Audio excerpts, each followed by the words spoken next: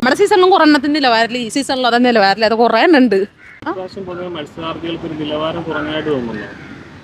അത് പറയാൻ സത്യത്തിൽ ഞാൻ എന്താ കാരണം യോഗ്യതയല്ല ചേട്ടാ. നമ്മുടെ സീസണിലും ഞാൻ പറഞ്ഞോട്ടെ, ഇപ്പൊ ഈ പറയുന്ന ആൾക്കാരുടെ കമന്റ് ഇടും, ഇവൾക്ക് എന്ത് നിലവാരം ഉണ്ടായിട്ട് അവള് സംസാരിക്കണേന്ന് ചോദിക്കും.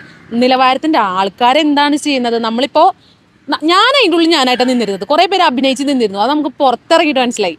നമ്മുടെ സീസണിലായാലും അതെ അഭിനയിച്ച് കുറേ ഇഷ്ടംപോലെ ആൾക്കാർ നിന്നിരുന്നു, നമുക്ക് പുറത്തിറങ്ങിയിട്ട് മനസ്സിലാവും ഇവരൊക്കെ അതിൻ്റെ ഉള്ളിൽ അഭിനയിക്കായിരുന്നു അല്ലേ എന്നുള്ളത്.